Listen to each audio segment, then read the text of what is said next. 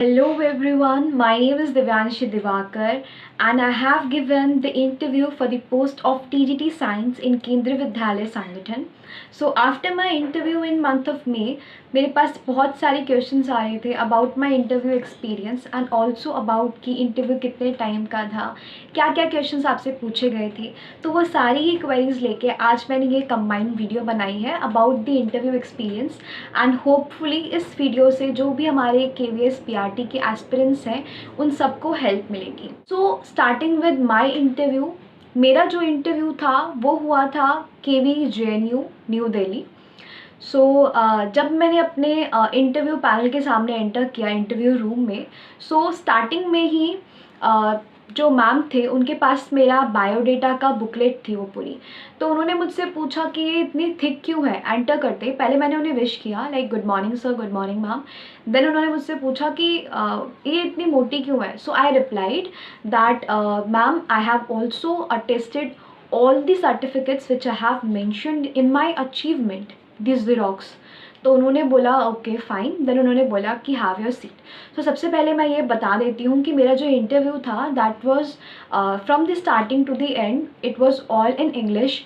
But ये जो video मैं बना रही हूँ ये मैं बाइलिंगुअल बना रही हूँ बिकॉज बहुत से ऐसे लोग हैं जो इंग्लिश में कंफर्टेबल नहीं हो पाते।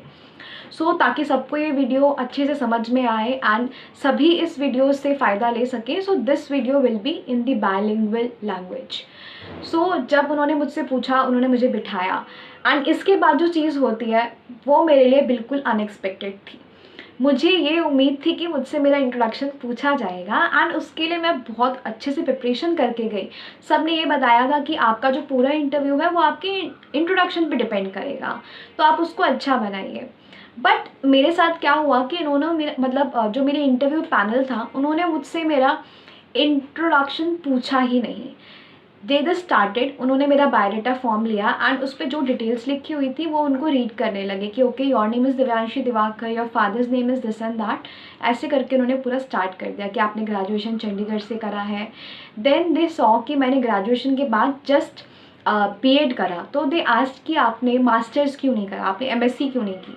तो आई रिप्लाइड कि ma'am after graduation I completed BEd and मेरी जो BEd थी वो 2020 अक्टूबर में कंप्लीट हुई थी एंड देन जस्ट दिसंबर में KVS की वैकेंसीज आ गई थी।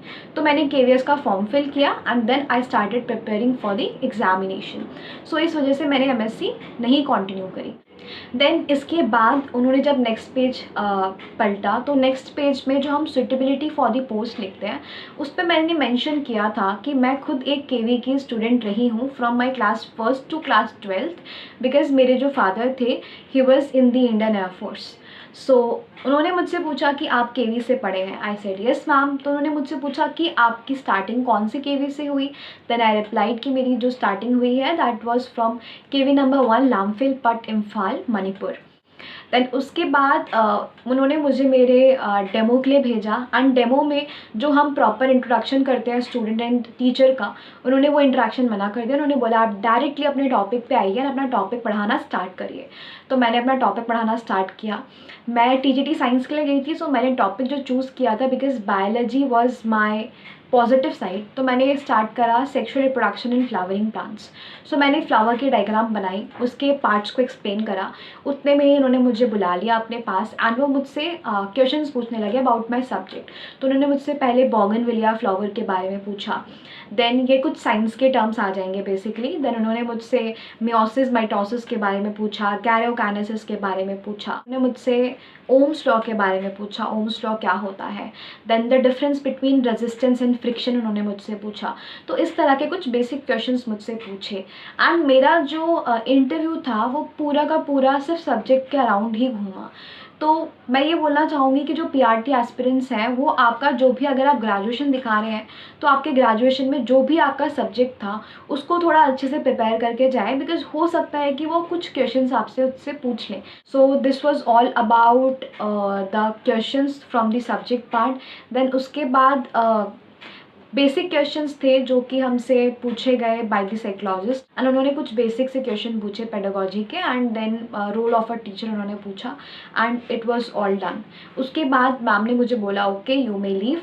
तो मैं उठने लगी बिकॉज इंटरव्यू ख़त्म हो गया था। सो मैं जिस सीट से उठी एंड मैम ने मुझसे पूछा कि यू आर अ फ्रेशर, आपने कहीं पढ़ाया नहीं है right? So I said yes ma'am, I am a fresher, मैंने कहीं नहीं पढ़ाया है। तो उन्होंने बोला okay you may leave, thank you.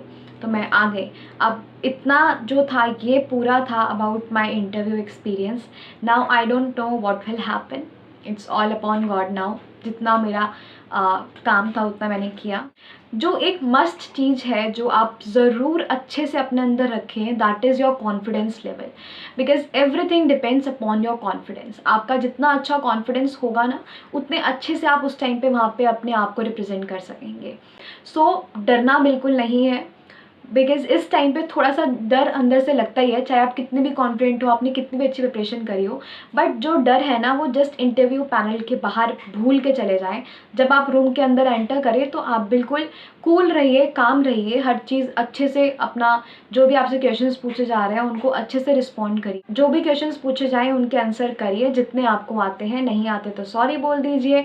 Confidence रखिए अपने अंदर अच्छे से एंड आई विश कि आप सब अपने इंटरव्यू क्लियर करें एंड जल्द से जल्द KVS ज्वाइन करें।